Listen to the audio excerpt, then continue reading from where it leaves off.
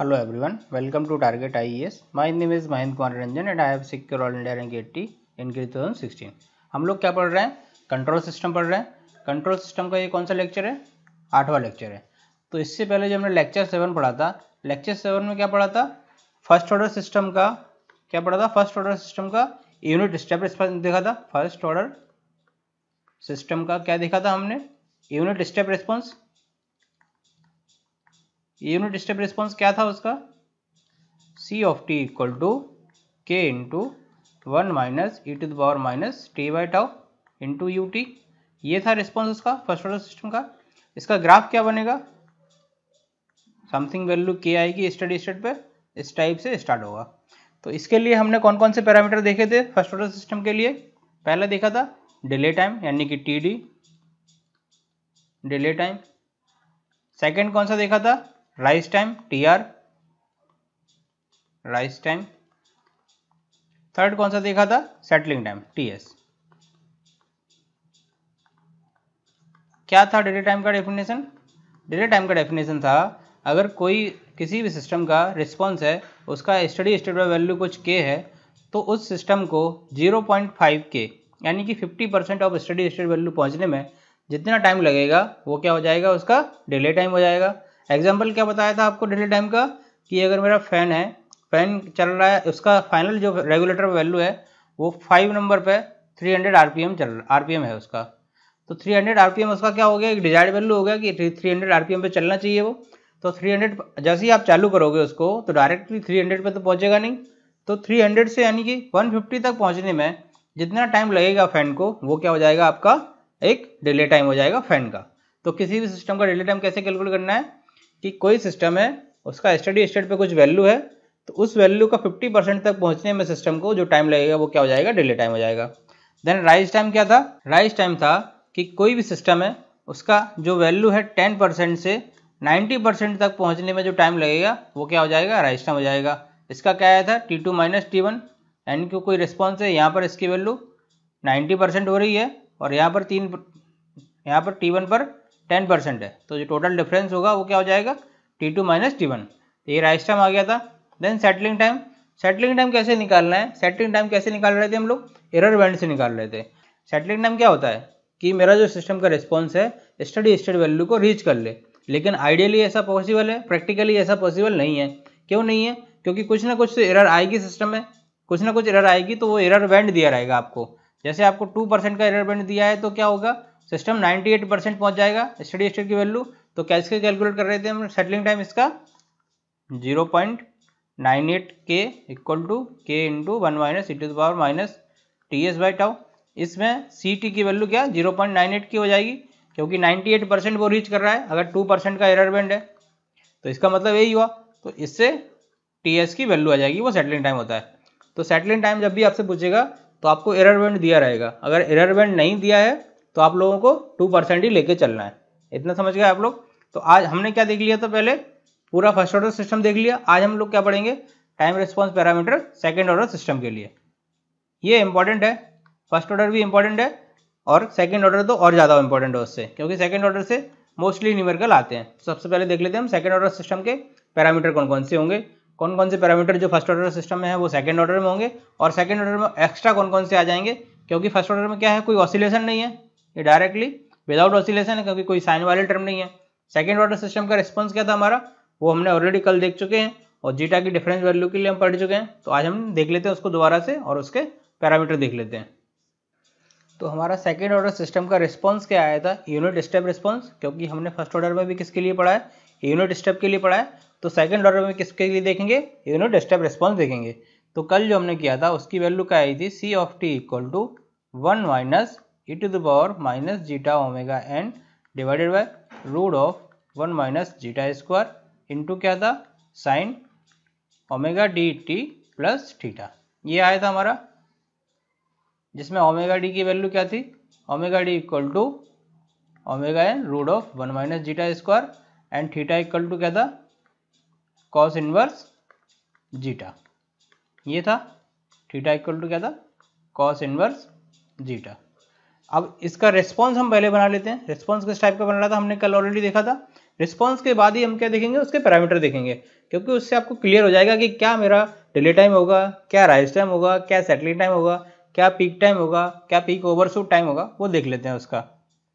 तो इसका ग्राफ सबसे पहले, इसका स्टडी स्टेट में वैल्यू कितना आएगा, अगर सी ऑफ इन्फिनिटी निकालें तो सी इन्फिनिटी निकालेंगे तो इसकी वैल्यू क्या हो जाएगी, 0 हो जाएगी, क्योंकि ई की पावर डिकेइंग टर्म है, मतलब क्या ट्रांजिएंट टर्म है, ट्रांजिएंट टर्म क्या हो जाएगा, वो 0 हो जाएगा। और आप मैथमेटिकली भी कैलकुलेट करोगे तो इसको कितना आएगा, ई की पावर इन्फिनिटी मतलब माइनस इन्फिनिटी मतलब 0, तो सी ऑफ इन्फिनिटी यानी ये बचेगा अकेला, सी ऑफ इन्फिनिटी यानी 1, तो क्या आ जाएगा, ये कोई 1 है, ये सी ऑफ टी है।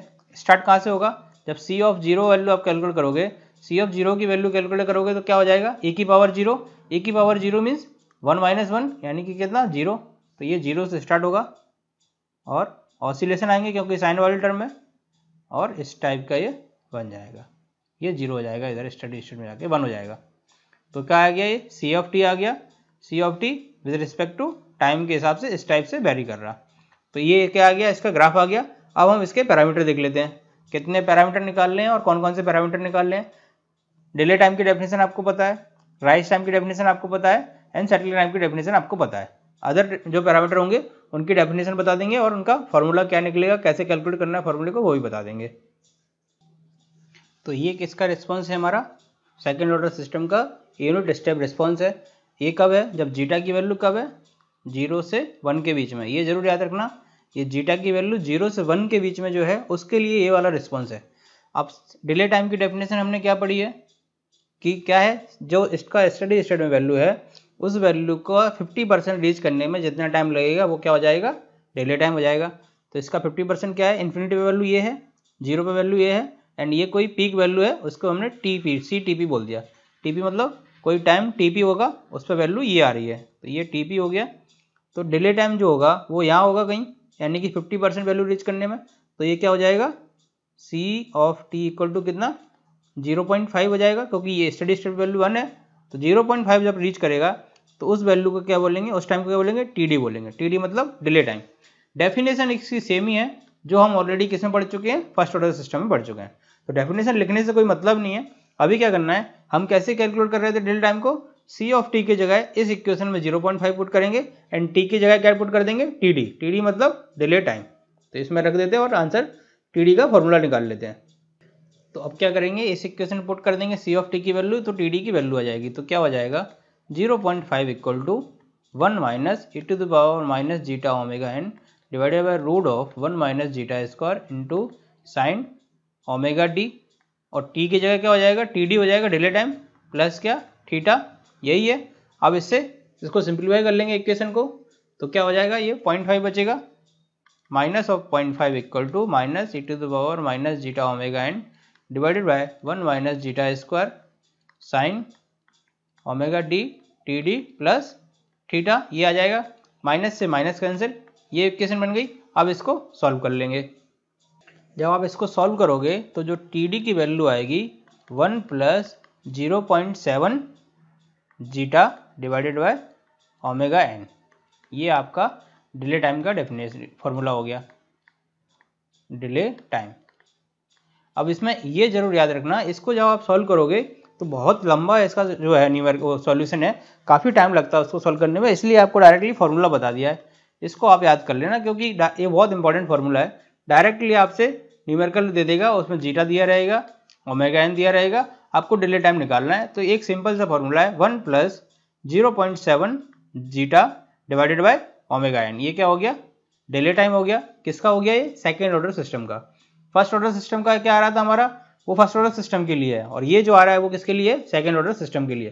कंफ्यूज मत होना दोनों में, फर्स्ट ऑर्डर सिस्टम अलग है, सेकंड ऑर्डर सिस्टम बिल्कुल अलग है, दोनों के रिस्पॉन्सेस अलग हैं, दोनों का रिस्पॉन्स जो आ रहा है आउटपुट का वो भी अलग है, तो दोनों के जो फॉर्मूले हैं वो अलग अलग होंगे। डेफिनेशन जरूर सेम रहेगी, कॉन्सेप्ट जरूर सेम रहेगा कि कैसे कैलकुलेट करना है, बट आंसर दोनों के अलग अलग आएंगे। तो इसलिए ये किसके लिए है, सेकेंड ऑर्डर सिस्टम के लिए है। इस सेकेंड ऑर्डर सिस्टम का क्या हो गया, डिले टाइम हो गया। अब क्या देख लेते हैं, सेकंड हमारा कौन सा है, राइज टाइम। राइज टाइम की डेफिनेशन क्या है, जब ऑसिलेशन आ रहे हैं तब। फर्स्ट ऑर्डर सिस्टम में किस टाइप का रिस्पॉन्स आ रहा था, इस टाइप का रिस्पॉन्स आ रहा था, इसका यूनिट स्टेप रिस्पॉन्स, बट इसमें क्या है, ऑसिलेशन है, तो इसमें राइज टाइम की डेफिनेशन क्या होगी, time required to get 100% of C of infinity. C of infinity की वैल्यू कितनी है, 1 एट वेरी फर्स्ट टाइम, मतलब जो पहली बार आ रहा है वैल्यू सी ऑफ इन्फिनिटी के बराबर हो जाएगा, वो वाली वैल्यू हमको निकालना है, वो वाला टाइम निकालना है। तो इस पर ये वाला टाइम हो जाएगा, ये वाला टाइम जो हो जाएगा वो क्या हो जाएगा, टी आर, राइज टाइम हो जाएगा, क्योंकि ये पहली बार आ रहा है, सी ऑफ इन्फिनिटी के बराबर हो रही है, इसकी वैल्यू यहाँ भी हो रही है, यहाँ भी हो रही है, ये इतनी बार हो रही है, लेकिन हमको क्या निकालना है, फर्स्ट टाइम जब हो रहा है। तो फर्स्ट टाइम यहीं पे हो रही है, तो फर्स्ट टाइम क्या हो रही है, इसकी वैल्यू किसके बराबर हो रही है, 1 के बराबर हो रही है, यानी सी ऑफ इन्फिनिटी की वैल्यू बराबर हो रही है। तो इसमें क्या करेंगे, जो हमारा रिस्पॉन्स आया था आउटपुट का, क्या आया रिस्पॉन्स, इक्वेशन क्या थी, ये थी ना equation, C of T equal to 1 minus E to the power minus zeta omega N divided by root of 1 minus zeta square sine omega D T plus theta. अब इसमें क्या करेंगे, सी ऑफ टी की value कितनी हो रही है, rise time पे 1 के बराबर हो रही है, तो क्या हो जाएगा 1 equal to 1 minus E to the power minus zeta omega N divided by root of 1 minus zeta square into sine omega D T R plus theta.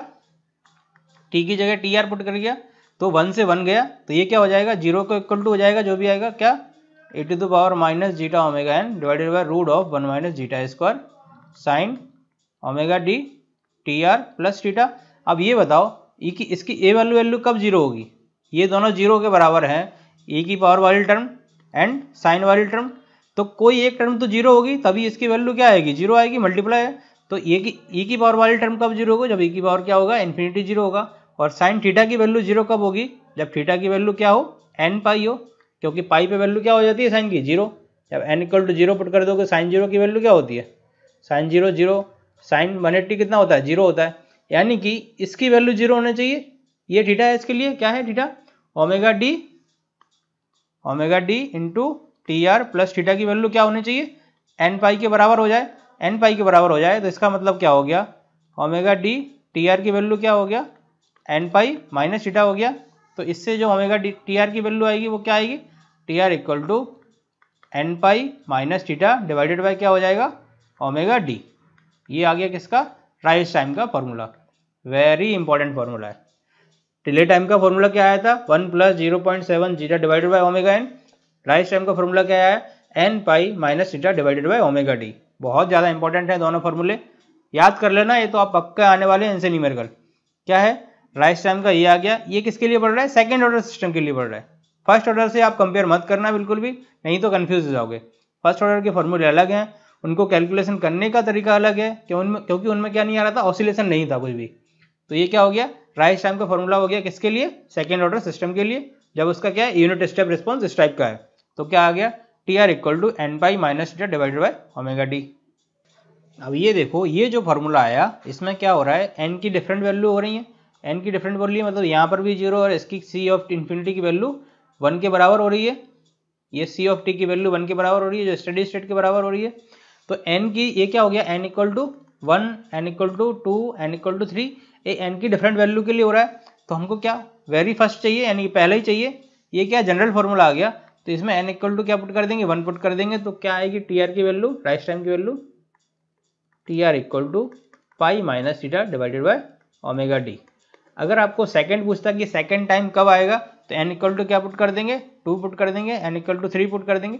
जो भी हमको पूछेगा कि थर्ड टाइम वो सी इन्फिनिटी के बराबर कब होगा उसका टाइम, यानी कि ऐसा कब आएगा कि जो आउटपुट का रिस्पॉन्स है वो तीसरी बार सी ऑफ इन्फिनिटी के बराबर हो जाए। तो तीसरी बार कहाँ हो रहा है, ये पहला हो गया, ये दूसरा हो गया, ये तीसरा हो गया। तो इसमें एन इक्वल टू क्या पुट कर देंगे, 3 पुट कर देंगे, और वो टाइम निकल जाएगा उससे। ये आप लोग समझ गए। तो क्या हो गया, अभी हमने डिले टाइम पढ़ लिया है ना, राइज टाइम पढ़ लिया। अभी हमने क्या देखा, राइज टाइम क्या देखा, क्या आ रहा था राइज टाइम का formula, pi minus theta divided by omega D. ये आ रहा था किसके लिए आ रहा था, ये अंडर डैम्पिंग के लिए। अंडर डैम्पिंग यानी कि राइज टाइम का क्या हो रहा है कि फर्स्ट टाइम उसको 100% वैल्यू रीच करने के लिए कितना टाइम लग रहा है, ये आ गया। अब आप लोगों के मन में एक डाउट आएगा, अगर डाउट नहीं आ रहा है तो आना चाहिए, क्यों नहीं क्या डाउट आएगा कि हमने जब फर्स्ट ऑर्डर सिस्टम पढ़ा था तो उसमें राइज टाइम क्या लिया था, T R equal to 10% value minus 90% value, यानी कि क्या हो रहा था, T2 माइनस T1 कर रहे थे टाइम की वैल्यू, कि 10% से 90% तक उसको पहुंचने में कितना टाइम लगेगा, वो क्या हो रहा था, हमारा राइज टाइम हो रहा था फर्स्ट ऑर्डर सिस्टम में। लेकिन इसमें डेफिनेशन कैसे अलग हो गई, तो फर्स्ट ऑर्डर सिस्टम का जो रिस्पॉन्स था वो किस टाइप का था, इस टाइप का था, यानी कि ये कभी स्टडी स्टेट पहुंच ही नहीं रहा था, जो उसकी फाइनल वैल्यू है के वो फाइनल वैल्यू तक पहुंच ही नहीं रहा था, इसलिए हमने क्या लिया था 10 to 90% लिया था। इसमें क्या हो रहा है, जो सेकेंड ऑर्डर सिस्टम आ रहा है रिस्पॉन्स वो किस टाइप का आ रहा है, वो इस टाइप का आ रहा है, यानी कि ये तो पहुंच रहा है, ये तो आगे भी जा रहा है, तो कितनी बार जा रहा है उसको निकालना पड़ेगा, एंड पहली बार जाने में कितना टाइम लग रहा है वो इस फॉर्मूले से आ जाएगा। इसमें नहीं पहुंच रहा था इसलिए क्या ले लिया 10 to 90% ले लिया। अब ये कौन सा सिस्टम था, अंडर डैम्पिंग था, अंडर डैम्पिंग का ग्राफ ये आ गया। अब मान लो सेकेंड ऑर्डर सिस्टम में ही हम किसकी, क्रिटिकल डैम्पिंग की बात करें। क्रिटिकल डैम्पिंग मीन्स जीटा की वैल्यू 1, जीटा की वैल्यू 1 हो जाएगी तो उसका रिस्पॉन्स किस टाइप का आ जाएगा, ये कुछ फाइनल वैल्यू है इस टाइप का आ जाएगा। ये भी क्या हो रहा है, स्टडी स्टेट तक नहीं पहुंच रहा है, तो इसमें क्या होगा 0 to 100% नहीं लेंगे, जो हम इसमें ले रहे थे कि पहली बार पहुंचने में कितना टाइम लगेगा। क्रिटिकल डैम्पिंग के लिए जो राइज टाइम की डेफिनेशन हो जाएगी कि 5% से 95% तक पहुंचने में कितना टाइम लगेगा, वो क्या हो जाएगा, राइज टाइम हो जाएगा। यानी कि अंडर डैम्पिंग के लिए 0 to 100, क्रिटिकल डैम्पिंग के लिए 5% to 90%, एंड थर्ड हमारा कौन सा केस रह गया, जब जीटा की वैल्यू ग्रेटर देन 1 है, यानी ओवर डैम्पिंग। ओवर डैम्पिंग में ग्राफ किस टाइप का आ रहा था, ओवर डैम्पिंग का ग्राफ ये आ रहा था, सेकेंड ऑर्डर सिस्टम का भी इस टाइप का। इसमें क्या था, टाइम कांस्टेंट बहुत ज़्यादा था, तो जीटा की वैल्यू जब ग्रेटर देन 1 है, तो इसमें जो डेफिनेशन रहेगी टाउ की, डैम्पिंग रेशो की, इसमें जो डेफिनेशन रहेगी किसकी, राइज टाइम की, टी आर की जो डेफिनेशन रहेगी 10% से 90% तक जाने में कितना टाइम लगेगा, वो हो जाएगा राइज टाइम। तो आप लोग समझ गए, क्या समझ गए कि अगर जीटा की वैल्यू 0 से लेके 1 के बीच में है, 0 and 1 के बीच में है, तो जो राइज टाइम की डेफिनेशन क्या हो जाएगी, टी आर 0% से 100% तक जाने में कितना टाइम लगा, वो हो गया। जब जीटा की वैल्यू इक्वल टू 1 हो गई तो क्या हो जाएगा, टी आर की वैल्यू, टी आर का फॉर्मूला 5% से 95% जाने में कितना टाइम लगा। जब जीटा की वैल्यू क्या हो गई, ग्रेटर देन 1 हो गई, तो क्या हो गया, टी आर की डेफिनेशन 10% से 90% तक जाने में कितना टाइम लगा, ये हो गया टी आर। ये किसके लिए है, सेकेंड ऑर्डर सिस्टम के लिए है। आप लोग ये समझ गए। और फर्स्ट ऑर्डर के लिए तो एक ही है, क्या है, 10% से 90% तक जाने में कितना टाइम लगा, वो क्या हो जाएगा, राइज टाइम हो जाएगा। अब ये क्या है, थर्ड हमारा क्या है डेफिनेशन, किसको पढ़ना है हमको, पीक टाइम को। तो पीक टाइम क्या होता है, जैसे नाम से सजेस्ट कर रहा है पीक, ये क्या हो गई, इसकी पीक हो गई, ये सभी पीक हैं इसकी। अब जो स्टडी स्टेट की वैल्यू क्या है हमारी, सी ऑफ इन्फिनिटी इक्वल टू 1, यानी कि ये स्टडी स्टेट है। स्टडी स्टेट के जो ऊपर होगा, ऊपर जो पीक आएंगी उनको क्या बोल देंगे, ओवरशूट, एंड जो नीचे वैल्यू आएंगी उनको क्या बोलेंगे, अंडरशूट। ये आप लोग समझ गए। अब ये क्या है, n इक्वल टू 1 है, ये n इक्वल टू क्या है 2 है, ये ओवरशूट के लिए हो गई पूरी 3, एंड अंडरशूट के लिए क्या हो गया, n equal to 1, n equal to 2, n equal to 3, ये अंडरशूट हो गए। तो ओवरशूट हो गया, अंडरशूट हो गया, हम लोगों को क्या पढ़ना है, पीक टाइम पढ़ना है। तो पीक टाइम जैसे ये हो गया, इस पर क्या हो रहा है, ये पहला पीक हो गया, पहले पीक पे जो वैल्यू रहेगी इसकी आउटपुट की, वो क्या रहेगी, सी ऑफ टी पी, यानी इस टाइम पे टीवी पे जो आउटपुट की वैल्यू आएगी वो क्या हो जाएगी, सी ऑफ टी पी हो जाएगी। तो पीक टाइम की डेफिनेशन क्या होगी, time required to get peaks, यानी हम लोगों को पीक टाइम में जो पहला पीक आ रहा है इसकी बात कर रहे हैं, इसके लिए हमको फॉर्मूला निकालना है। और इसके लिए कैसे निकालेंगे, ये इतना इसमें टी होता है ना, ये आप लिख लेना, टी रहता है e⁻ zeta omega N T divided by 1 - zeta square, है ना। तो इससे आप, इसी से हम टी रहता है इसमें, टी के मल्टीप्लाई ये रहता है। अब देखो ये क्या है, मैक्सिमा है, ये क्या है, मिनिमा है, ये मैक्सिमा है। किसी ग्राफ से मैक्सिमा मिनिमा तो बता सकते हैं, मैथमेटिक्स में जो हमने पढ़ा है। तो किसी भी फंक्शन का मैक्सिमा निकालना है, मैक्सिमा क्यों, क्योंकि यहाँ पर क्या है, पीक है। मैक्सिमा निकालने के लिए उस फंक्शन को क्या है, डिफरेंशिएट करके इक्वल टू 0 पुट करना पड़ता है, तो उससे क्या आएगी, एक वैल्यू आएगी टाइम की, वो क्या हो जाएगा, पीक टाइम हो जाएगा। समझ गए आप लोग। ये क्या है, मैक्सिमा है, ये भी मैक्सिमा है, ये क्या है, मिनिमा है।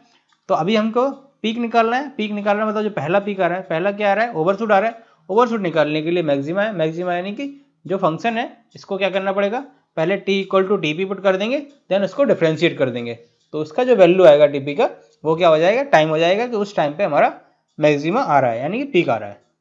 तो इसको क्या करेंगे, ये जो इक्वेशन आएगी इसको डिफ्रेंशिएट कर देंगे with respect to T P, differentiate कर देंगे। तो डिफ्रेंशिएट मतलब D C of T P divided by dt, यानी ये क्या हो गया, ये स्लोप हो गया और इस पॉइंट पे स्लोप जाके क्या हो जाता है, 0 हो जाता है, इसलिए हम इसको इक्वल टू 0 पुट करते हैं, जो मैथमेटिक्स में हमने ऑलरेडी पढ़ चुके हैं। क्यों 0 पुट करते हैं मैक्सिमम मिनिमम पे, क्योंकि इस पे स्लोप क्या हो जाता है, 0 हो जाता है, स्लोप 0 हो जाता है, दैट मीन्स इसका डिफरेंशिएशन 0 हो जाएगा, डिफरेंशिएशन 0 हो जाएगा तो उससे एक वैल्यू आ जाएगी टीपी की।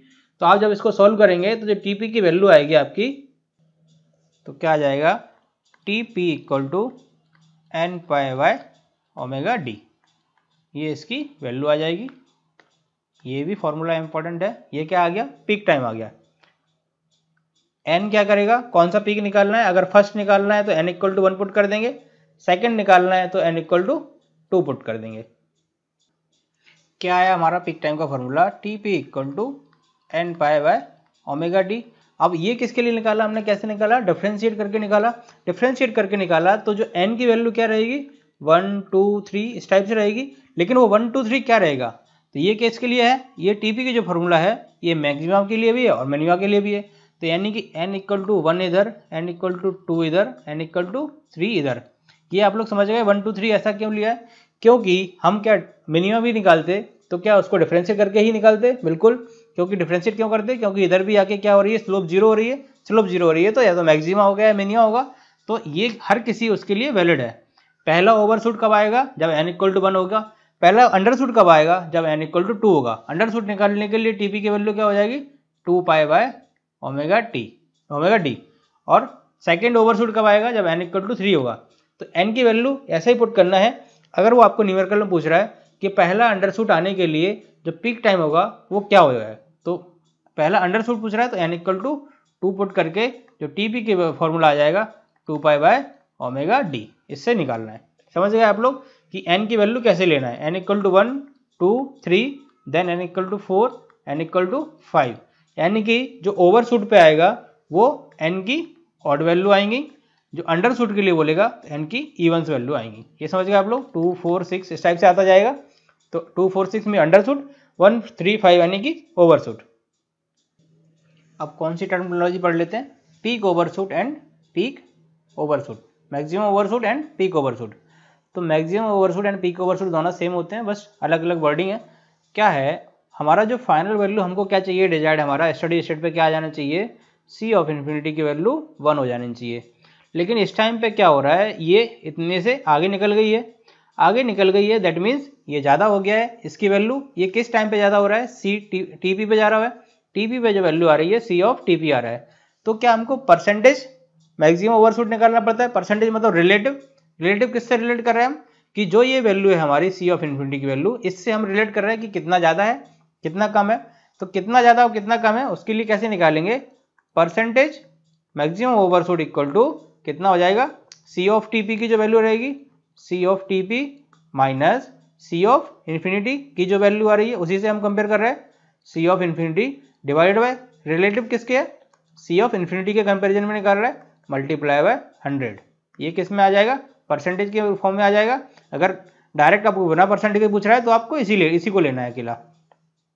तो क्या हो गया, मैक्सिमम ओवरशूट का परसेंटेज क्या आएगा, C of TP minus C of infinity divided by C of infinity. ये आप लोग समझ गए C of infinity and C of TP कैसे लिया और क्यों लिया। क्या हो रहा है कि टीपी पे जो पहला पीक आ रहा है उस पर कितनी वैल्यू एक्सीड कर गई हमारी डिजायर्ड वैल्यू से, इतना वैल्यू एक्सीड कर गया, तो ये क्या हो जाएगा, एमपी हो जाएगा, ओवरशूट, मैक्सिमम ओवरशूट। अब क्या होगा, ये ओवरशूट की जो वैल्यू होगी वो कितनी होगी, जिसका पीक होगा सी ऑफ टीपी होगा, वो किस टाइम पे होगा, टीपी पे होगा। हमको कितना चाहिए, सी ऑफ इन्फिनिटी चाहिए। तो सी ऑफ इन्फिनिटी पे जो वैल्यू है उसके कंपैरिजन में हम वैल्यू निकालेंगे कितना ज़्यादा हुआ है कितना कम हुआ। तो मैक्सिमम ओवरशूट और पीक ओवरशूट जो आएगा, C of TP minus C of infinity divided by C of infinity multiply by 100। तो ये क्या हो गया आपका मैक्सिमम ओवरशूट और पीक ओवरशूट। तो ये आप लोगों को समझ में आएगा कि maximum overshoot and peak overshoot होता क्या है एंड क्या उसका इस टाइप से कैलकुलेट करना है।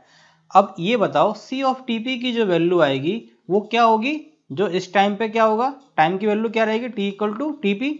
और अभी हमने क्या कैलकुलेट किया, टीपी इक्वल टू क्या होता है, फर्स्ट क्या है ये ओवरशूट, फर्स्ट ओवरशूट यानी कि N pi by omega D. तो क्या हो जाएगा, एन इक्वल टू 1 रहेगा तो पाई बाय ओमेगा डी। ये आपको पता चल गया कि इस टाइम पर जो वैल्यू आएगी वो क्या आ जाएगी, सी टीपी आ जाएगी, यानी कि सी पाई बाय ओमेगा डी पे कैलकुलेट करना है हमको। अब हमने क्या देखा है अभी कि सी ऑफ टी का क्या आता है, C of T equal to क्या है हमारा जो स्टेप रिस्पॉन्स है, C of T equal to 1 minus E to the power minus zeta omega N T divided by 1 minus zeta square into sine omega D T P plus theta. अब T P की जगह क्या put करना है, T P equal to pi by omega D put करना है, pi by omega D इसमें put कर देंगे तो क्या आ जाएगा C T P equal to 1 minus E to the power minus zeta omega N क्या हो जाएगा pi by omega D divided by 1 minus zeta square into sine omega D into pi by omega D plus theta. ये omega D से omega D जाएगा, omega D equal to क्या पढ़ा है हमने omega N root of 1 minus zeta square ये है। तो ये क्या हो गया अभी साइन क्या बचेगा sine pi plus theta, sine pi plus theta क्या हो जाता है पाई प्लस थीटा यानी third quadrant, pi plus theta यानी कि माइनस साइन थीटा माइनस हो जाएगा। तो ये माइनस इसका आएगा तो इधर क्या कर देगा इसको पॉजिटिव कर देगा तो सी ऑफ टी की जो वैल्यू आ जाएगी वो क्या आ जाएगी C of T equal to C of T P equal to 1 plus E to the power minus zeta omega N pi divided by omega D की वैल्यू क्या है omega N root of 1 minus zeta square तो omega N से omega N गया divided by 1 minus zeta square into sine theta. अब theta equal to क्या पढ़ा है हमने theta equal to cos inverse zeta तो जीटा इक्वल टू क्या हो जाएगा कॉस थीटा तो 1 रूट ऑफ ये क्या हो जाएगा 1 minus zeta square equal to क्या हो जाएगा साइन थीटा हो जाएगा। तो ये वाली वैल्यू एंड ये वाली वैल्यू सेम आ गई इससे तो ये वाली कट गई तो क्या आया C of T P equal to 1 plus E to the power minus zeta pi divided by 1 minus zeta square. ये आप लोग समझ गए सी ऑफ टी पी की वैल्यू आ गई। अगर आप लोग समझ के पढ़ोगे तो आप लोगों को एकदम क्लियर हो जाएगा सारा का सारा, कंट्रोल सिस्टम में तो आप टेंशन नहीं लेना कुछ भी। क्या हो गया सी ऑफ टी पी की जो value I 1 plus E to the power minus zeta pi divided by root of 1 minus zeta square. अब ये क्या आ गया हमारा सी ऑफ टी पी आ गया।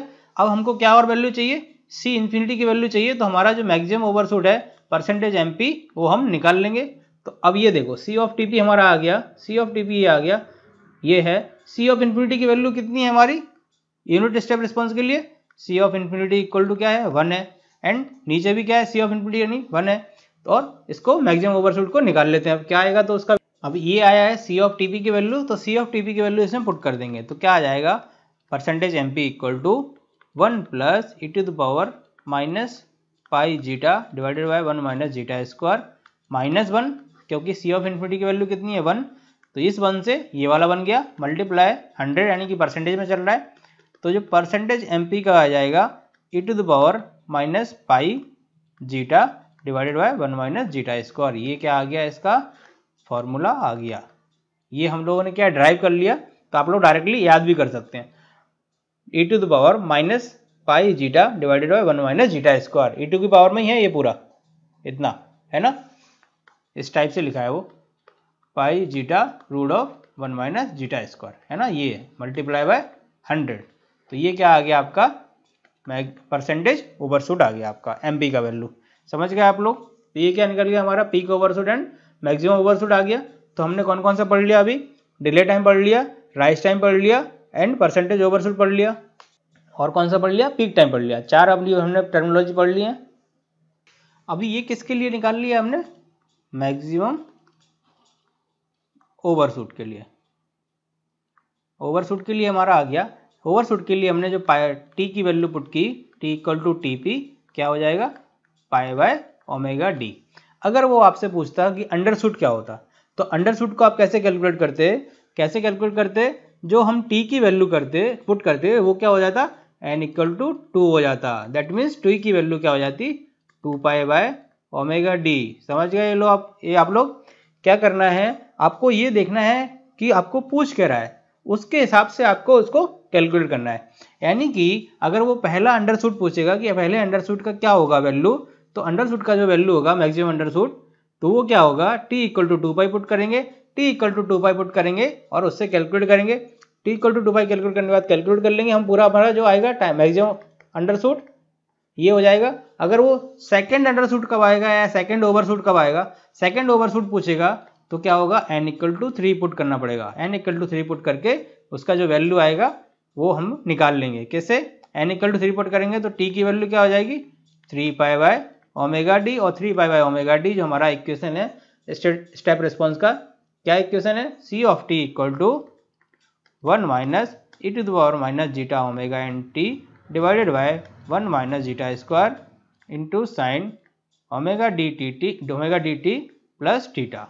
तो इसमें क्या कर देंगे, t इक्वल टू कितना पुट कर देंगे 3 पाई बाय ओमेगा डी, और इससे क्या आ जाएगा आपका जो वैल्यू आएगा वो किसका आएगा, सेकंड ओवरशूट का आएगा। समझ गए आप लोग। तो ये आप लोगों को क्या क्या पढ़ा दिया, delay time, rise time, peak time and maximum overshoot and undershoot. ये आप लोग समझ गए, क्लियर हो गया आपको। क्योंकि एक बार आप लोग समझ जाएंगे तो आपको न्यूमेरिकल करने में कोई भी प्रॉब्लम नहीं होगी। अब क्या पढ़ लेते हैं, हमारा टर्मिनोलॉजी सेटलिंग टाइम।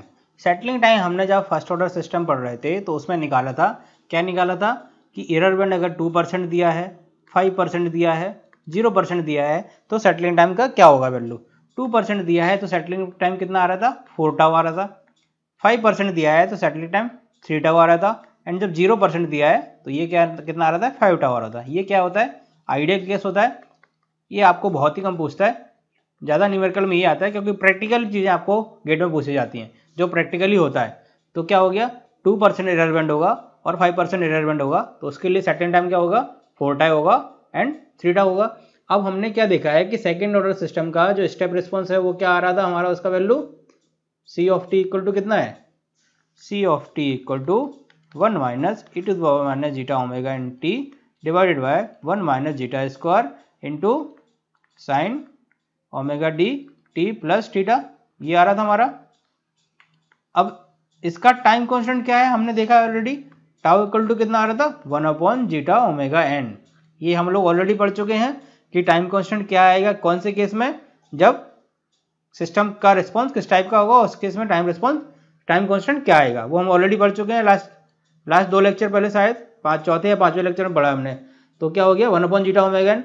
तो जो टाइम सेटलिंग टाइम आएगा वो क्या हो जाएगा, 2% के लिए 4 बाय जीटा ओमेगा एन, 5% के लिए 3 by zeta omega N and 0% के लिए 5 बाय जीटा ओमेगा एन। तो ये आप लोग याद कर लेना। जब एरर बैंड 2% का दिया है तो settling time 4 by zeta omega N, जब एरर बैंड 5% का दिया है तो settling time ts equal to 3 by zeta omega N, और 2% के लिए 4 बाय जीटा ओमेगा एन, जब 0% का दिया है तो 5 बाय जीटा ओमेगा एन। ये हमने क्या क्या पढ़ लिया अभी तक, डिले टाइम पढ़ लिया, पीक टाइम पढ़ लिया, राइज टाइम पढ़ लिया। राइज टाइम जब जीटा की वैल्यू क्या है, जीटा अंडर डैम्प्ड है, क्रिटिकल डैम्प है, ओवर डैम्पिंग है, तो अलग अलग कैसे आ रहा था राइज टाइम। देन हमने पढ़ा है क्या, overshoot time, undershoot time, peak time and settling time. Settling time किसके लिए, जब 0% एरर बैंड है, जब 2% एरर बैंड है, जब 5% एरर बैंड है। ये 5 ही केस आपके इंपॉर्टेंट है, मतलब settling time, rise time, peak time, delay time and overshoot time. ये आप लोग समझ गए। अब हमारा कौन सा टर्मिनोलॉजी है, नंबर ऑफ ऑसिलेशंस। किसी भी सिस्टम का रिस्पॉन्स है वो ऑसिलेट हो रहा है, तो ऑसिलेट स्टडी स्टेट तक पहुंचने में उसने नंबर ऑफ ऑसिलेशन कितने लिए, कितने नंबर ऑफ ऑसिलेशन आएंगे। तो सेटलिंग होने में टाइम कितना लग रहा है, ts डिवाइडेड बाय कितना टाइम लग रहा है एक साइकिल को कंप्लीट करने में, वो क्या हो जाएगा tp, यानी कि तो ये किसके हो जाएगा, नंबर ऑफ साइकिल हो जाएंगे। समझ गए आप लोग। एक साइकिल को कंप्लीट करने में कितना टाइम लग रहा है tp, और टोटल सेटल होने में टाइम कितना लग रहा है पूरे सिस्टम को ts। तो डिवाइड कर देंगे तो क्या आ जाएगा, नंबर ऑफ साइकिल्स आ जाएंगी। नंबर ऑफ साइकिल मतलब आपको एक एग्जांपल के थ्रू समझाते हैं। जैसे कि आपको मैं बोलूं कि आपने एक साइकिल चला रहे हैं, आप साइकिल चलाने में आपको एक पेडल पूरा चक्कर लगाने में एक पेडल का 20 सेकंड लग रहा है, और आपने 2000 सेकंड साइकिल चलाई, तो आपने कितनी बार पेडल को घुमाया, तो कितना हो गया आपका 2000 सेकंड आपने साइकिल चलाई। आपको टाइम पीरियड पता है कि कितने बार मैंने घुमाया, कितने सेकंड के लिए घूम रहा है एक बार में 20 सेकंड के लिए, तो कितना हो जाएगा, इसका आंसर आ जाएगा 100 आ जाएगा। यानी कि 100 बार आपने क्या हुआ, पेडल को घुमाया। पेडल को घुमाया मतलब साइकिल कितना 100 बार कंप्लीट हुई। अब ये देखो तो नंबर ऑफ साइकिल कितना हो गया, ts divided by tp। tp क्या है, इसका एक साइकिल का टाइम है। एंड टी एस क्या है, टोटल टाइम, सिस्टम को कितना टाइम लग रहा है ऑसिलेट स्टडी स्टेट तक पहुंचने में। तो ये क्या हो गया, सेटलिंग टाइम। एंड टीपी मतलब एक साइकिल का टाइम। अब ये बताओ, अगर मैं यहाँ से स्टार्ट करूँ एंड यहाँ तक जाऊँगा तो क्या हो जाएगा, एक साइकिल हो जाएगा। ये यहाँ से स्टार्ट हुआ और यहाँ आ गया। तो क्या हमको ये वाला टाइम पता है, ये तो हमने कैलकुलेट किया है, टी आर है। क्या ये वाला टाइम हमने कैलकुलेट किया है, नहीं किया है। अगर मैं साइकिल को यहाँ से स्टार्ट करूँ और कहाँ तक जाऊँ, यहाँ तक जाऊँ, तो ये वाला टाइम हमको पता है, ये क्या हो जाएगा, फर्स्ट ओवरशूट हो जाएगा। एंड ये क्या हो जाएगा, सेकंड ओवरशूट हो जाएगा। तो इन दोनों के बीच का जो टाइम होगा वो क्या हो जाएगा, टीपी हो जाएगा। समझ गए आप लोग। क्या हो गया कि अगर मैं साइकिल यहाँ से स्टार्ट करूँ तो यहाँ पर क्या हो रहा है, खत्म हो रहा है। तो यहाँ पर खत्म हो रहा है, तो जो टाइम लगेगा यहाँ तक जाने के लिए वो क्या हो जाएगा, ये टाइम माइनस ये वाला टाइम। तो टोटल टाइम क्या है, settling time divided by TP, एक साइकिल का टाइम, और एक साइकिल का टाइम इससे डिवाइड कर देंगे तो नंबर ऑफ साइकिल आ जाएंगे नंबर ऑफ ऑसिलेशन निकालने के लिए। तो क्या आ गया, number of cycle equal to T S divided by TP. ये आप लोग समझ गए। तो इसकी वैल्यू क्या हो जाएगी, टीपी की वैल्यू, टीपी मतलब क्या हो जाएगा, ये टाइम पीरियड। तो अगर टीपी की जगह मैं इसमें टाइम पीरियड लिख दूं तो ज़्यादा अच्छे से आपको समझ में आ जाएगा। टाइम पीरियड यानी कि क्या हो गया, टोटल साइकिल कितने सेकंड के लिए चलाई आपने, डिवाइडेड बाय एक साइकिल का पीरियड। तो एक साइकिल का पीरियड कितना है, 20, एंड टोटल कितने, 2000 सेकंड आपने साइकिल चलाई। तो नंबर ऑफ साइकिल कितनी आ गई आपकी, 100। तो टाइम पीरियड क्या हो जाएगा, जो टाइम पीरियड हो जाएगा इसका क्या है, सेकंड ओवरशूट है। सेकंड ओवरशूट यानी कि time period equal to, second overshoot का वैल्यू क्या हो जाएगा, n equal to 3 pi by omega D, and first overshoot का value pi by omega D. तो क्या हो जाएगा आपका 2 पाई बाय ओमेगा डी आएगा इसका आंसर। ये आप लोग समझ गए। तो टी एस का वैल्यू कितना है, 1/जीटा ओमेगा एन। टी एस का वैल्यू सेटलिंग टाइम है, यानी कि सेटलिंग टाइम जब 2% है तो क्या हो जाएगा, 4/जीटा ओमेगा एन। तो इसमें पुट कर देंगे तो क्या आ जाएगा, number of cycle equal to क्या हो जाएगा, T S by 2 pi into omega D, ऊपर चला जाएगा यानी कि omega D T S divided by 2 pi. ये क्या आ गया, नंबर ऑफ साइकिल आ गए। अब टी एस का वैल्यू पुट कर देंगे तो क्या आ जाएगा, तो number of cycle equal to T S का वैल्यू कितना है, ओमेगा डी इंटू 4/जीटा omega N divided by 2 pi. अब ओमेगा डी की वैल्यू पुट कर देंगे तो क्या हो जाएगा, omega N root of 1 minus zeta square into 4/जीटा ओमेगा एन से ओमेगा एन गया डिवाइडेड बाय 2 पाई। तो क्या आ जाएगा, number of cycle equal to 4 into root of 1 minus zeta square divided by 2 pi कितना, जीटा, और इससे ये कैंसिल हो गया तो क्या बचेगा, 1/पाई root of 1 minus zeta square divided by zeta. ये क्या आ जाएंगे, नंबर ऑफ साइकिल आ जाएगी। ये आप लोग समझ गए।